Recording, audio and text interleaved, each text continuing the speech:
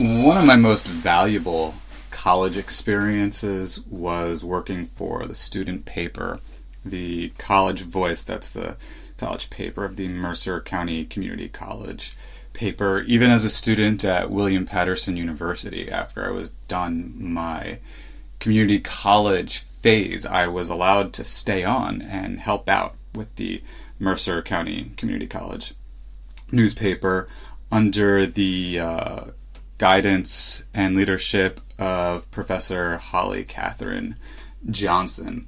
And one of the things she taught me was to start, you could tell it is still early morning for me, 7 o'clock a.m. recording time, Eastern Standard Time.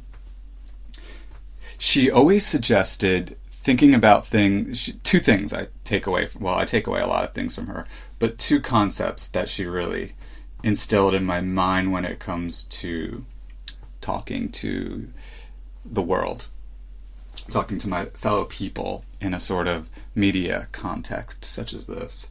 She talked to me about telling stories, that was one thing, and human impact.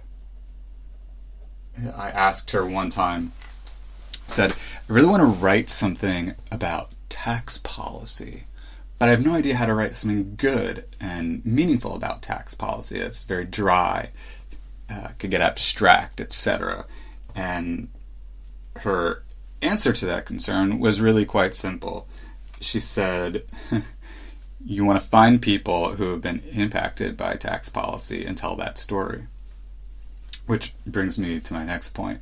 The other thing she told me is to think as much as you can in terms of telling a story. I am terrible at telling stories. I'm more of I think this, because of this, because of this, because of this, and therefore that.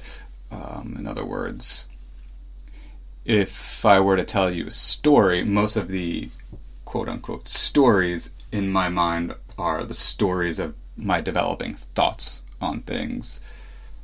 That is to say, a lot of my stories are stories of introspection as opposed to introspecting based on life stories, something I need to work on, I suppose.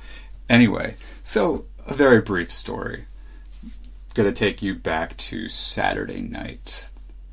This recent Saturday night. So today's Monday the 8th, 7th, 6th, July 6th, 2019. For those of you who are listening beyond this publication date. That's a neat thing about making records, isn't it, of things. It was one sort of fascinating aspect of media is the live stream of media, but the other is media as a record of a time. And forever keeping that piece of time, the time becomes an important piece of context of when you're recording. Especially as I'm now playing with this podcast medium with my wonderful Samsung Go mic. Is that what it's called? The Go mic? Yep. The Samsung USB microphone Go mic. That's what I've been using. If you're new to the podcast, don't feel bad. I'm new to it also.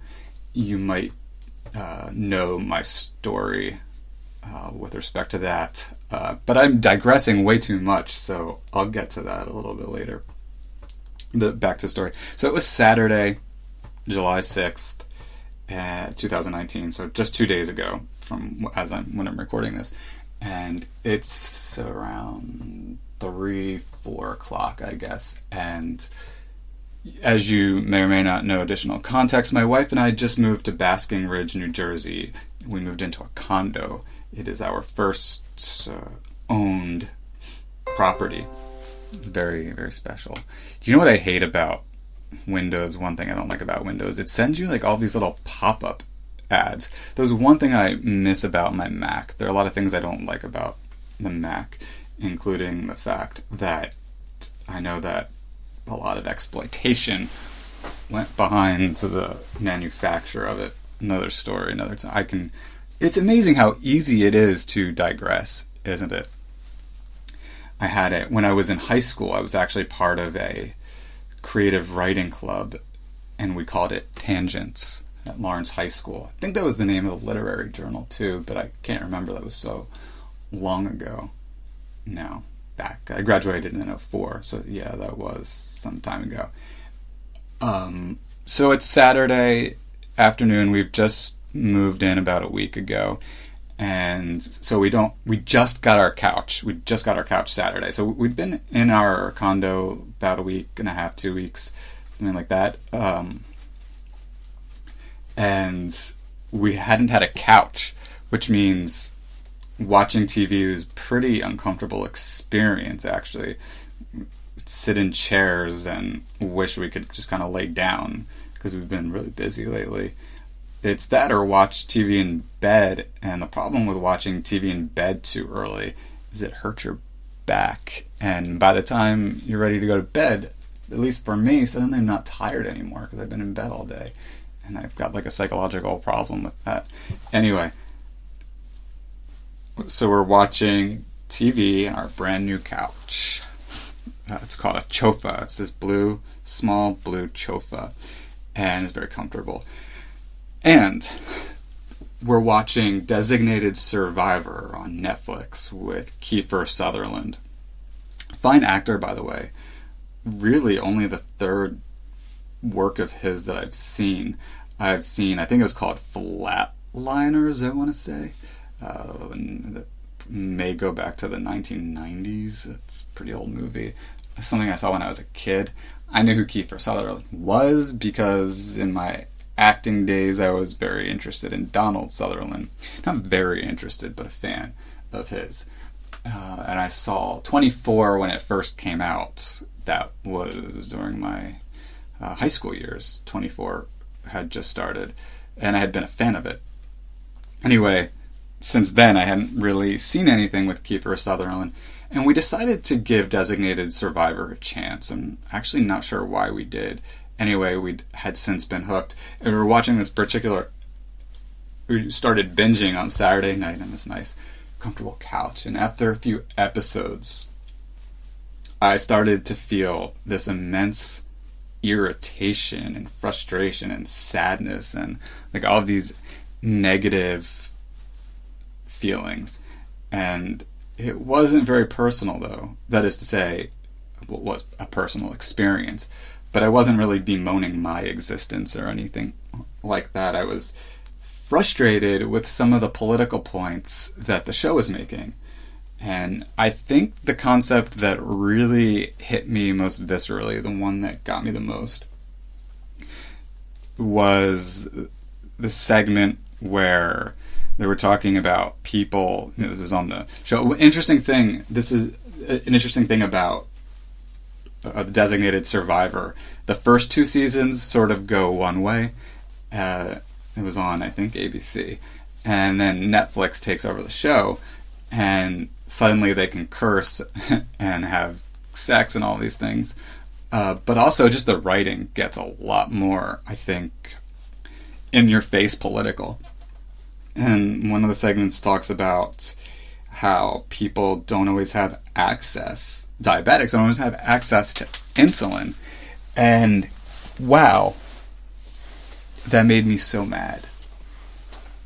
And it just got me thinking about healthcare policy and how irritating it is to me to think of all the people who are not getting basic or even just necessary healthcare. And it's, to me, the cruelty of it is unnerving. And it's stammering to me, actually, that it took me as long as it did in life to grasp that concept.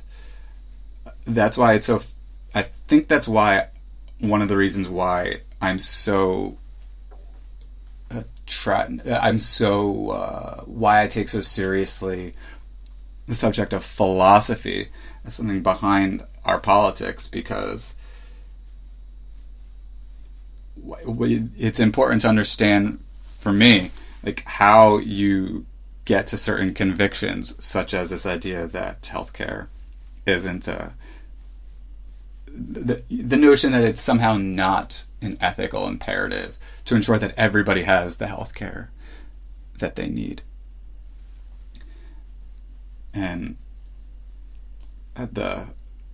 so it's just an interesting thing to evolve ideologically and to understand why we evolve ideologically one way or another.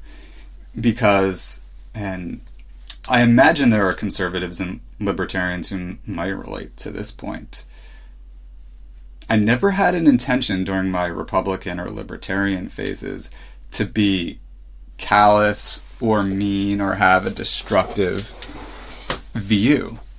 And it's always one of the most important things that I mean to do when explaining that period of my life is, and I always cite my criticism of Ayn Rand as a philosopher when I go there, because it's Ayn Rand who colored my views with the greatest significance during that phase of my life.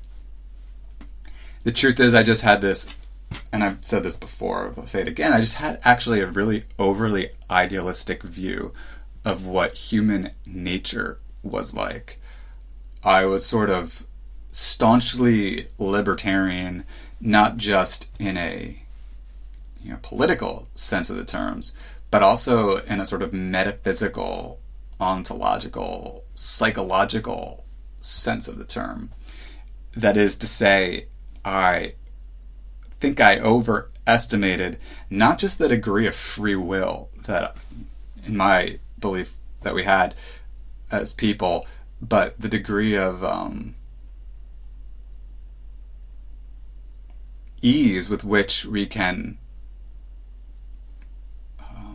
make our lives better or worse very consciously at times. Put another way, I lacked an appreciation for the complexity of human psychology and how, there's so much context surrounding why a person is in a circumstance that they're in. And sure, there is the question of to what degree that person is responsible. And there's a question of to what degree has that person been, I think, provided the proper education that explains to them the degree to which they possess a sort of sense of free will, and can take responsibility for themselves. And then there are all the other factors that go into how they can process all of that in a sort of psychologically lucid way. Put another way, I mean,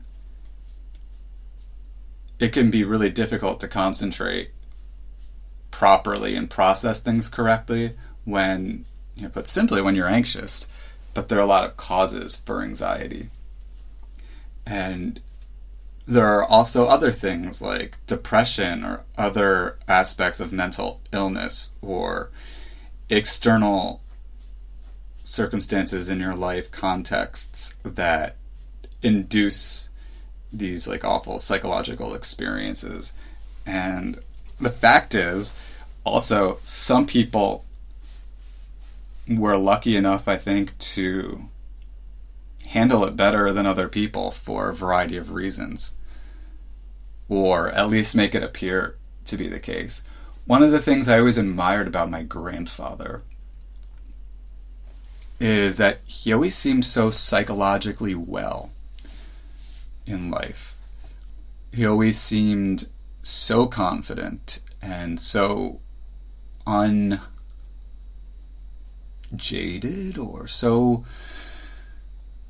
He always gave this air of not feeling so overwhelmed and cynical about the complexities of life and how it can make you feel really weighted down, and the emotions that you feel can just sort of pile up and distract you from a real lucid, rational, logical analysis of the world around you and enable you to really like navigate forward.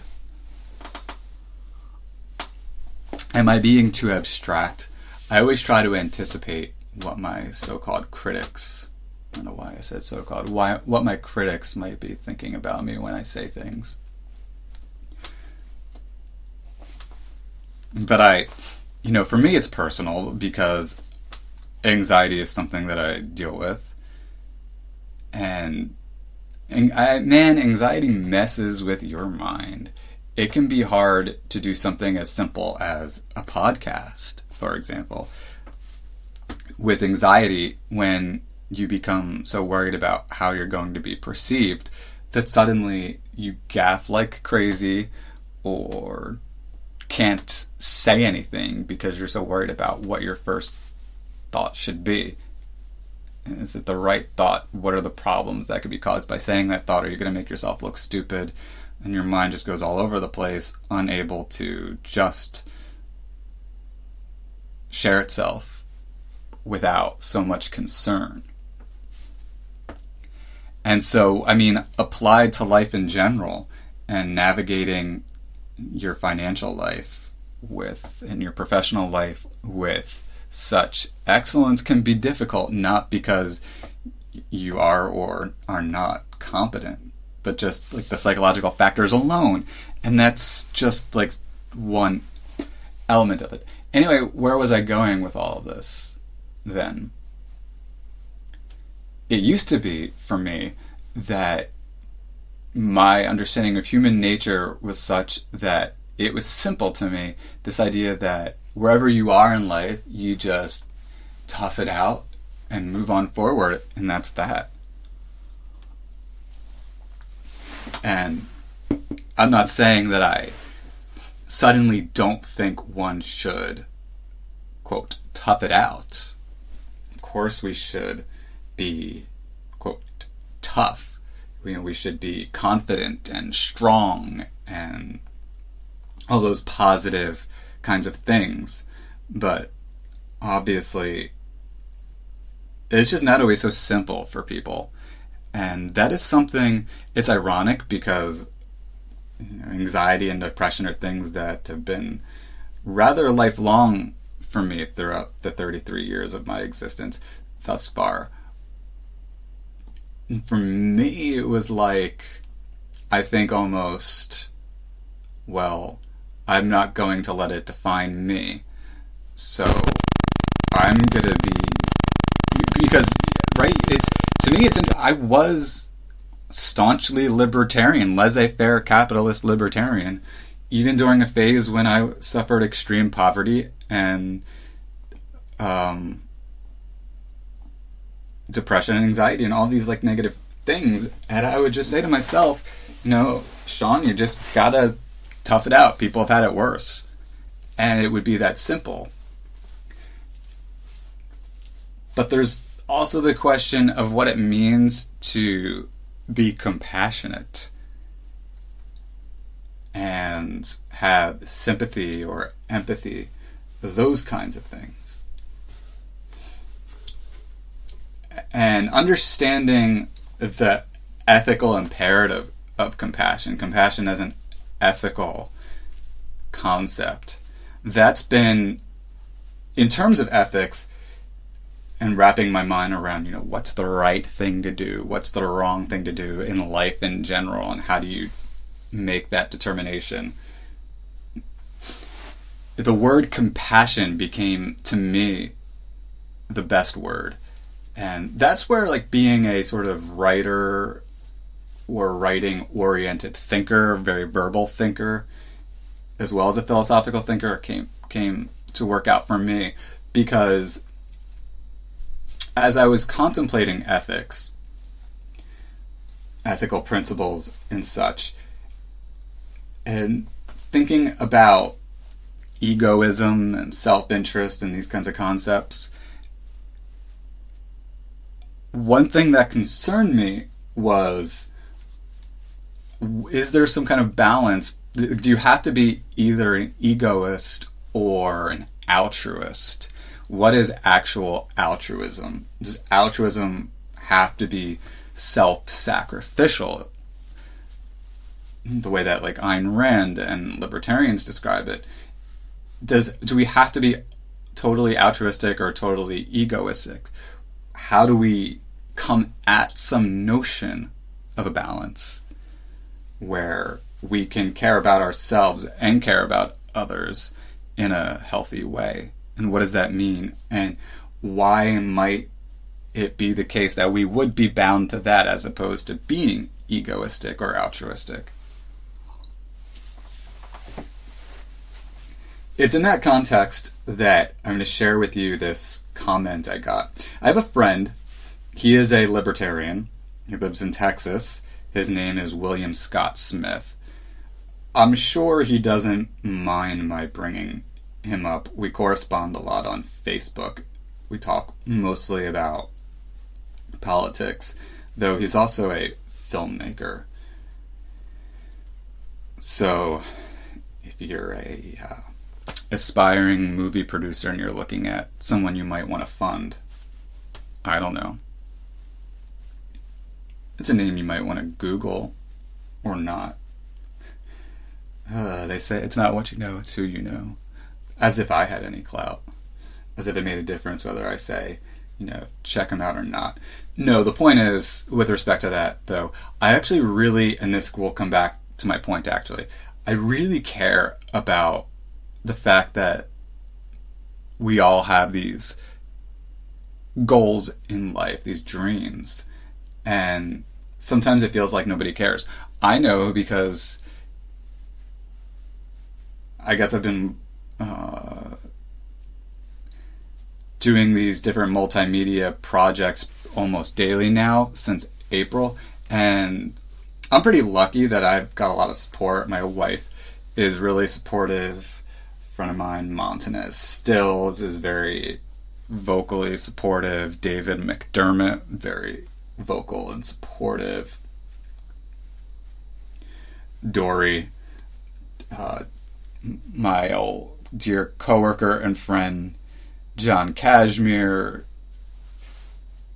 Bernard, these are people you should know who are all really supportive of my effort. But that doesn't change the fact that I get frustrated when I look at how many views I have or downloads I have or reads I have, etc., how many comments, and think like, does anybody care? Does anybody care? Or what does it mean to make more people care? I'm never gonna, quote, make it, as the entertainers say. I know what it means to have a project and hope that it can reach people. So that's why when I talk to people, I really care about what it is that they're engaged in and the dreams they want to make come true, as one expression might put it. Anyway, he's a libertarian, this friend of mine, William Scott Smith, and we're having this Facebook, public Facebook discussion about capitalism. I'll talk you through it briefly. He said to me, I guess it was yesterday morning, he said to me, blaming capitalism for where we are today is thoroughly dishonest, Sean. And I said to him in response, I don't blame capitalism, I blame abuse, or certain abusive applications of capitalism. That was my response. And yeah, so the conversation we were having is about capitalism. I had posted a vlog about what it means to be an American and how I tie that to contemplations of our various ideas of what capitalism may or may not be and how it maybe should or shouldn't be. Thinking about, how the country was established through claims of capitalism and how that, these approaches to so-called capitalism led to the genocide of Native Americans, theft of their land, and enslavement of African Americans for centuries. Anyway, so William Scott Smith says, though, to me, that's not really accurate, though, is it? Given that you consider capitalism itself to be abusive and exploitive, regardless of how it is applied.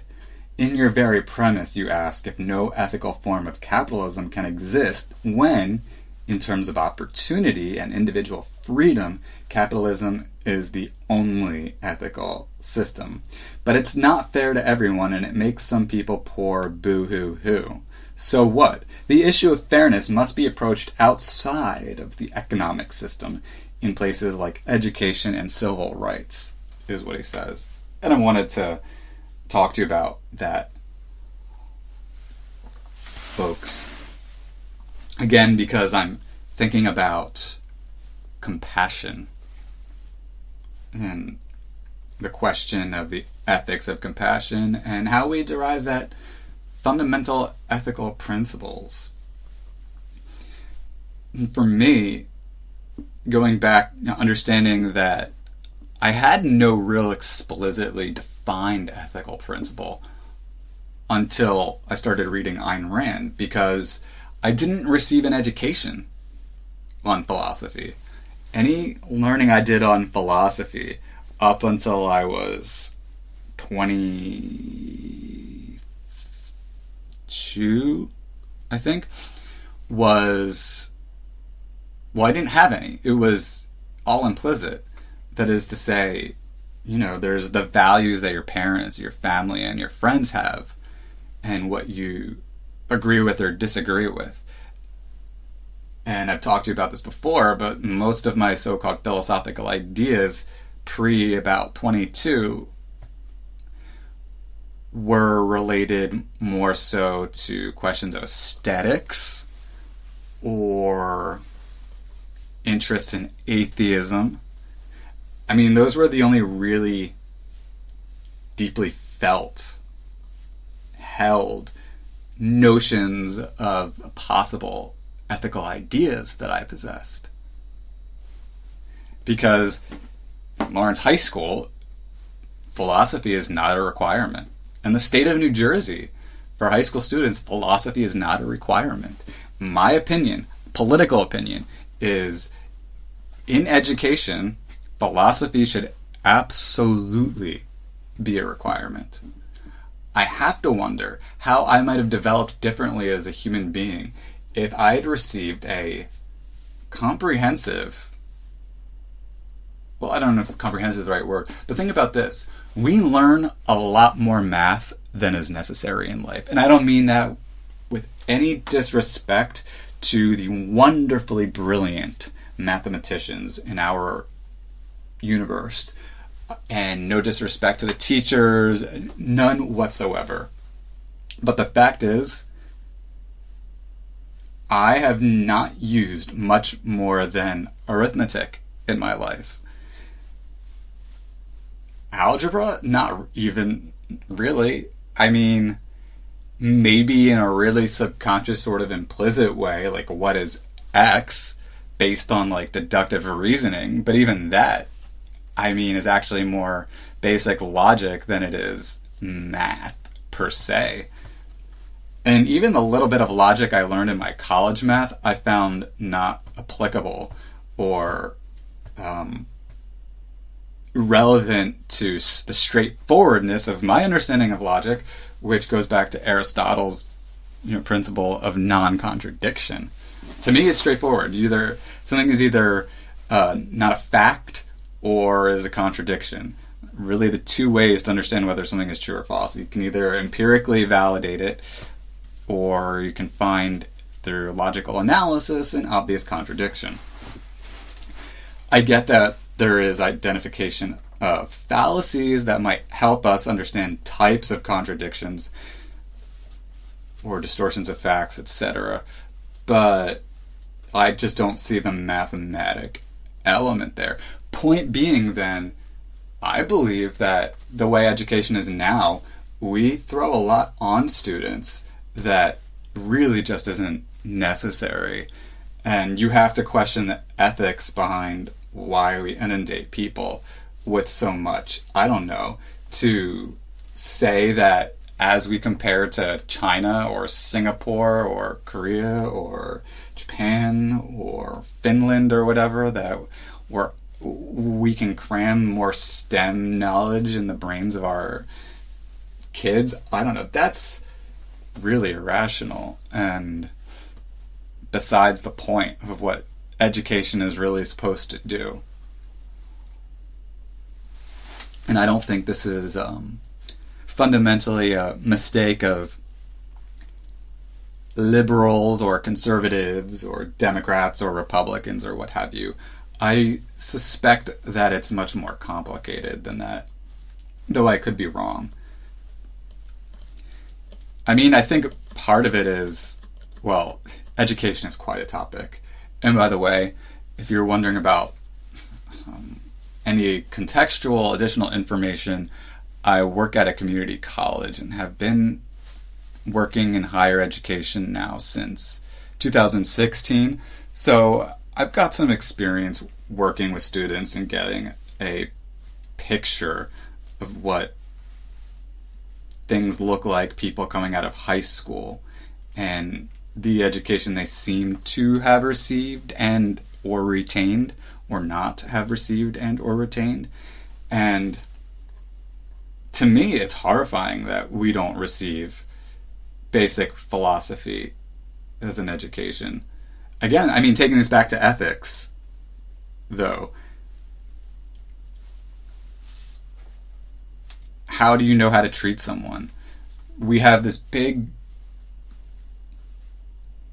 standoff in our society right now of nationalism, traditionalism, conservatism versus progressivism, social democracy, and cosmopolitanism of sorts. And how can you expect reasonably, I ask you, people to wrap their minds around the nature of the debate that's really plaguing our society if they've not been taught to really vet philosophical ideas such as these through an education in the most influential philosophical ideas up to this point in time? I understand one counter argument might be that young people, there's only so much abstract thought that young people are capable of. And to an extent that is true, but to an extent that's also, I could tell you based on experience, utter bullshit. I was able to question whether or not a God may or may not exist by 13. I was at least 13. I might have actually been younger. I think it was 13 when I decided there was no God, and I was grappling with empiricism, not really having any philosophical education on the concept of empiricism that I could remember. But I mean, you take science classes throughout your education experience. So there's a sort of implicit notion that, well, there must be a degree of empiricism that society values and tells you is true, because if you get the answer wrong on the science test, right?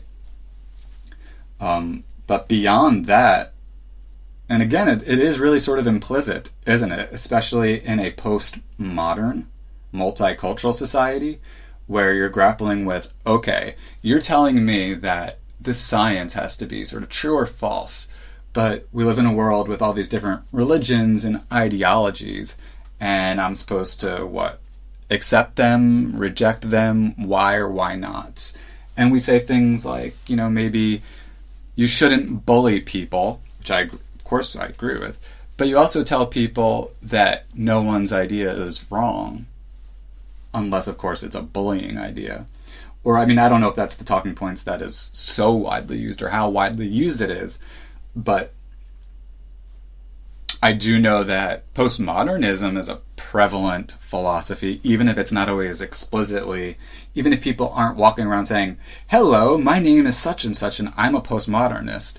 It's just sort of imbued in our culture, especially in education. I think if you look at especially the world of literature, I think the world of literature is the most flamboyantly postmodern, because I think we read a lot of literature in a kind of vacuum, or we read a lot of literature and maybe you get the context, a little bit of context in which something is written, and that you're being tested on your comprehension of it.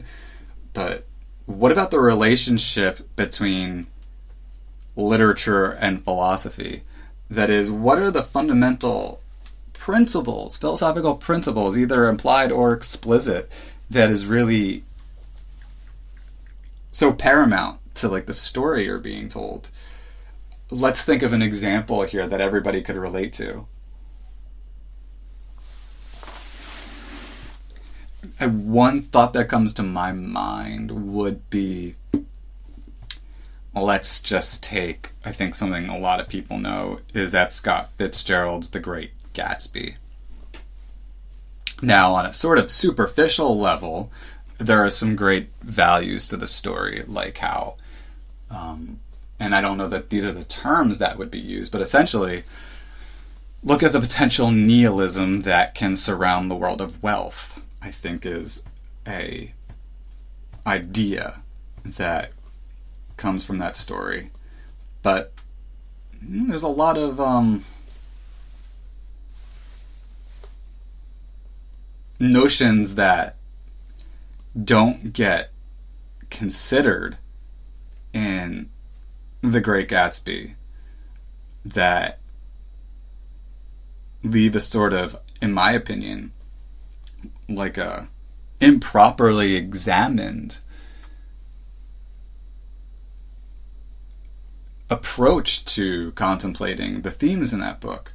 Because if you're saying, okay, so here's sort of the way that F. Scott Fitzgerald wants us to think about wealth in the 1920s or what have you, then to me, without considering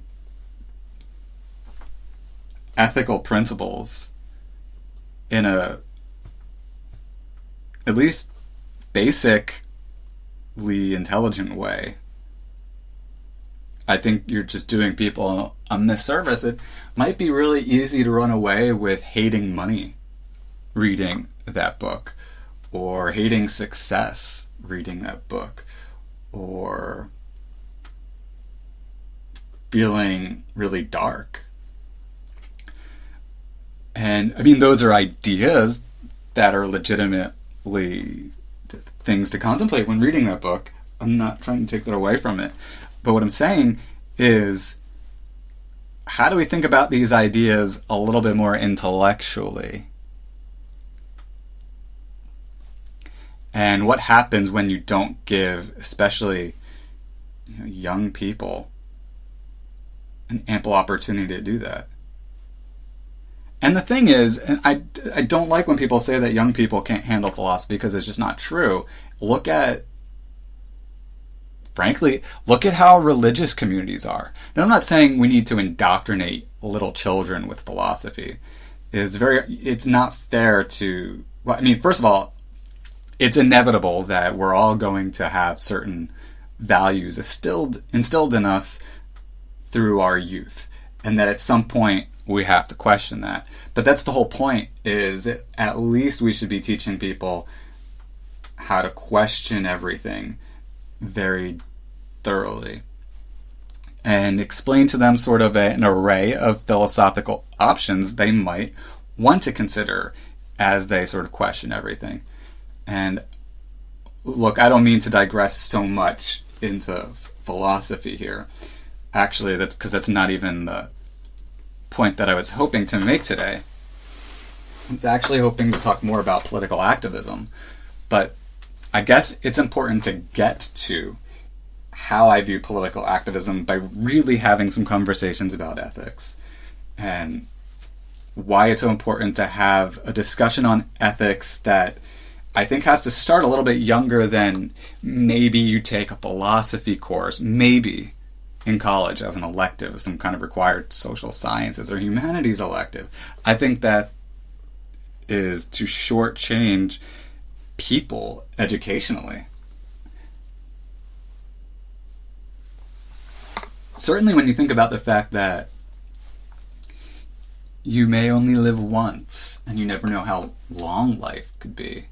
If you think about education as something that's really supposed to, I think, make our navigation through life really something that is like both fulfilling and that equips us to navigate so that we can have a most fulfilling life. To shortchange and leave philosophy out of that is like leaving someone without the tools to process and interpret their experiences. And to me, that is wildly irrational. And if we want to really question why the world is the way it is today, I do think you have to ask, you look at things like the Donald Trump phenomenon and his sophistry and his ability to invade the minds of the vulnerable. Why were those people vulnerable in the first place? What was the education they received? So, moving on, I realize that was a bit of a rant on that topic, but what I'm getting at is, how can you properly think about politics without thinking about the philosophy behind politics? And that requires thinking about ethics. It requires, obviously, epistemology too. How we, can there be a true or false, and why do we get to a true or false? These are really basic and important questions too. So you need both epistemology and ethics. This is what I'm getting back at. Like, you really need to have a meaningful philosophical education to really wrap your minds around politics, in my opinion, in a really intellectually responsible way. Now look, there's another way of considering this, and that is a lot of people tend to actually have a basic idea that you just aren't supposed to hurt other people if you can help it, and that when other people are hurting, there's a sort of like natural reaction to feel compassion. It is interesting to me that so many humans, even without I know some of you would probably think I'm an elitist, but I'm not. I just think that philosophical education is...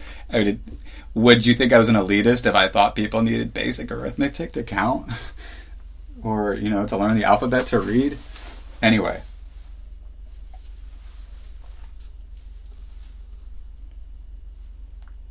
So, what I was saying, though, is that it's interesting that some people just do have almost sort of like intuitively have compassion.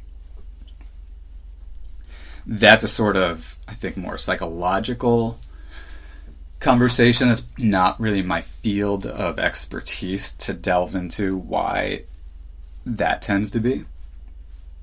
But one thing we might be able to say is that compassion is an obvious thing, ironically.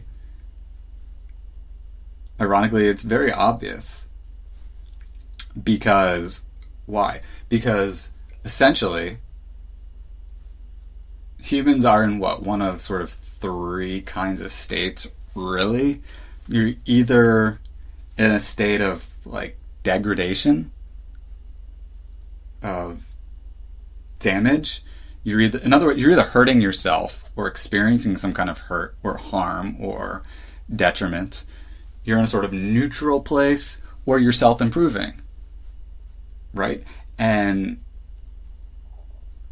if someone is in a state of not doing well, of pain, of experiencing unwellness, of being self-destructive or destructive to others, then you have to ask yourself what it means to have a certain reaction to that. Put concretely, thinking about like poverty, and say, like, let's use the healthcare thing.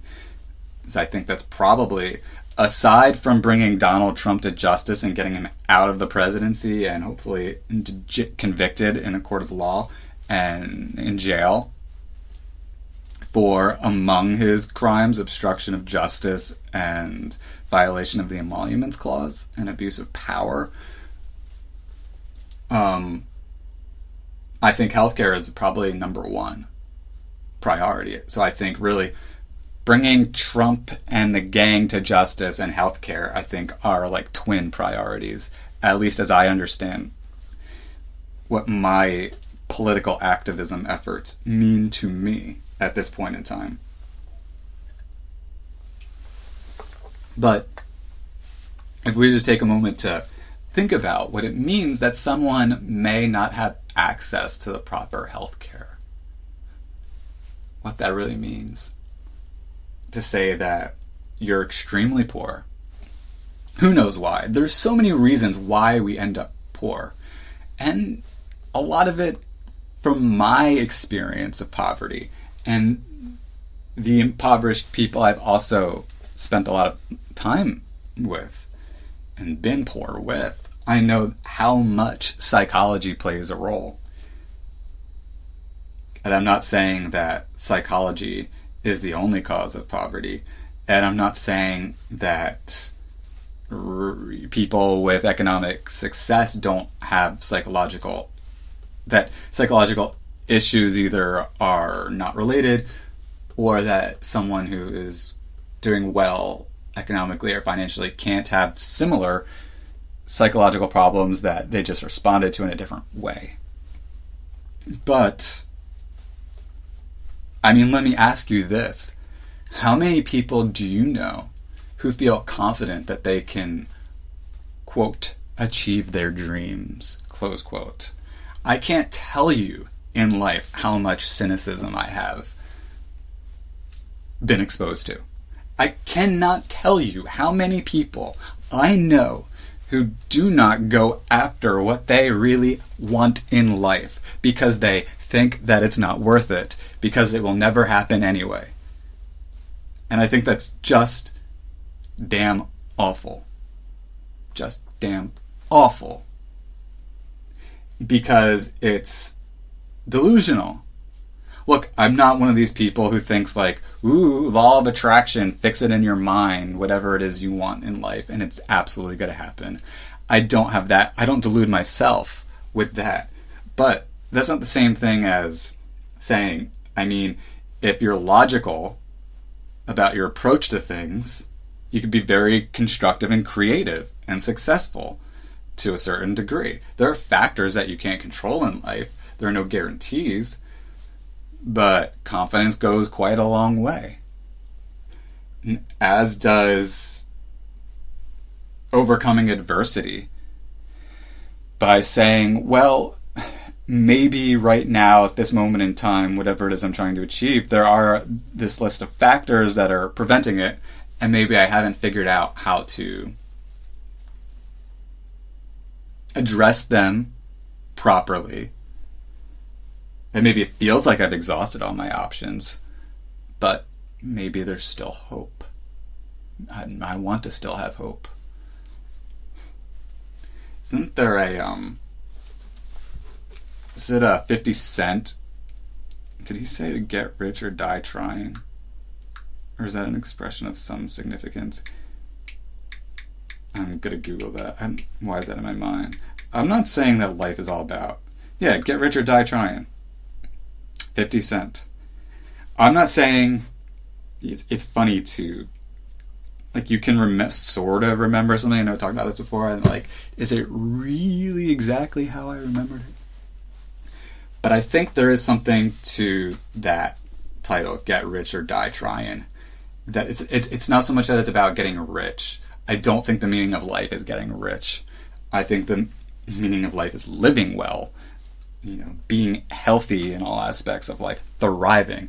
I think that's humanity's moral imperative, ethical imperative, both individually and socially. And I think the means to achieve that is through compassion.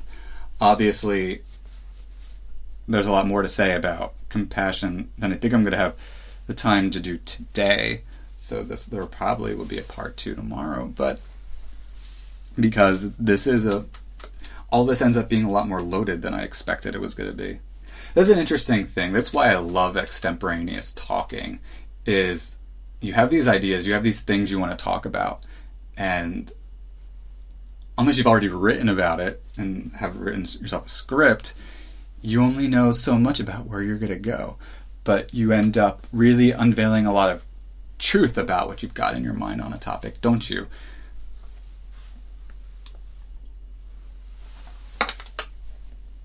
But what I want to say, get rich or die trying, though that's probably a little bit of an extreme from our dear friend 50 Cent. Would he appreciate if, like I said, that he was our dear friend? I hope so. In life, shouldn't you give it your all to experience the things you want to experience, as long as they're not, damaging to other people? Why shouldn't you? Why should you create a sort of blockade for yourself of cynicism, so long as you have the option not to? And again, I'm not saying it's delusional, and I'm not saying to use subjective means to get where you want to go in life. Like, lie to yourself about things in order to make yourself believe you can get to where you want to go. But what I mean is just being objective about it. Here's an example. As I was contemplating my vlog, and I was thinking, come hell or high water, I'm gonna make these videos, and I'm gonna make them as long as I want, and I'm gonna figure out a way to make people like them. That's one way of looking at it. Another is, even more basically, what I love to do is talk extemporaneously, and I know objectively speaking that podcasts actually reach more people, and that it's easier to take in, and that it's something they can play in a variety of settings and not have to invest all of their senses in. So you could listen to this in your car, or listen to this while you're cleaning, or listen to it while you're exercising, or just sitting there, or in a number of different settings. Whereas if you're going to create a video blog, then the suggestion is that someone's supposed to watch it, which just requires more sensual, sensory concentration. And in this world of busyness, we have other things we want to do. And so pure logic suggests that, what if I tweak the way I'm doing things and see if I could be more successful by providing something that would be less taxing on people and make it easier for them to consider listening to? Then at least I'm applying logic to my continuing endeavor to reach an audience, right? So my point then is not to just do what I used to do, which is like stand in the mirror like Napoleon Hill instructs and Think Grow Rich, and say, I'm going to be a self-made millionaire. I'm going to be a self-made millionaire. I believe I am a self-made millionaire. I believe I am a self-made, all these affirmations and such. Rather, even when things seem bleak and we can't seem to find a sort of logical or empirical means to move forward, let's just keep trying anyway. Get rich or die trying. In other words, just keep on trying anyway, because otherwise you surrender how fully you can live your life, don't you? Interesting. It's as if it's been, I don't know why, but it's as if it's actually been a trending theme. Because I saw on my Facebook a couple of comments about this. My wife showed me a meme that somebody had posted. The girl said something like, I think it was something to the extent of, like, if a friend of yours says, oh, well, I have this idea, but it's stupid. Like, stop them and say, whoa, whoa, whoa. This is not how you want to frame your ideas. Give yourself the respect you deserve to at least try and have a constructive go at your idea instead of having this negative bias towards it. And then another friend of mine, she had a Facebook post that I really appreciated. Emily Sullivan is one of my friends. She's an actress and a dancer, and she had this great Facebook post. Let's see if I can find it. This is what she said. I was recording and it stopped. That was not cool. I'm starting this new software that is helping me with my podcasting. I was talking about Emily Sullivan. And she dates my best friend Tim, one of my dear friends. Tim Moran is a director, writer, and actor in his own right. Anyway, so this is what Emily says in her Facebook post, and I found it very inspirational. She says, I've been saying this for a long time, but it's time for me to start putting my acting dance career in gear. I always doubt myself and get into my head that I'm not good enough. We all go through those phases of giving up and not going after what we love to do. Please send good vibes my way as I try to pursue a lifelong dream of mine. Heart. Quote, good things come to those who wait, better things come to those who try, close quote. And that's what she posted. Emily, amen. Really hats up to Emily and Tim, because they both do a lot of theatrical stuff. I mean, they both do a lot of theater. And they do it constantly. And they do it with very little pay and very little public recognition. And that's really hard to do. So, if you're interested in some talented actors and performers and theatrical theater arts, performing artists, Emily C.O. Sullivan and Timothy Moran. Two people you should probably check out. Anyway, I want to say that I'm going to stop it here and say that I thank you so much for your time. Please let me know what you're thinking about this public comment podcast. Also, I encourage you to check out publiccomment.blog, where there are other essays, other podcasts, blogs, and that's where the fuller product is, which is in an interesting developmental phase. And any feedback you have, thoughts you want to express, obviously I want to know them, so please do let me know them. Again, yeah, thanks guys a lot, and I will be back tomorrow. I'm going to try to do this 5, maybe 6 days a week. At least 5 days a week is the goal. I may want to do 6. Anyway, I've got a lot of thinking to do. I wanted to be talking to you about political activism, but it takes really dealing with how we conceptualize ethics to get to that. So that just means that I have something to build on to tomorrow, but yeah, wanted to let you know that that's where I see things from here. Have a fantastic day, ladies and gentlemen, and I will chat with you later. Again, leave your thoughts. I want to chat with you. I want to really have a good discussion. Talk to you later. Bye.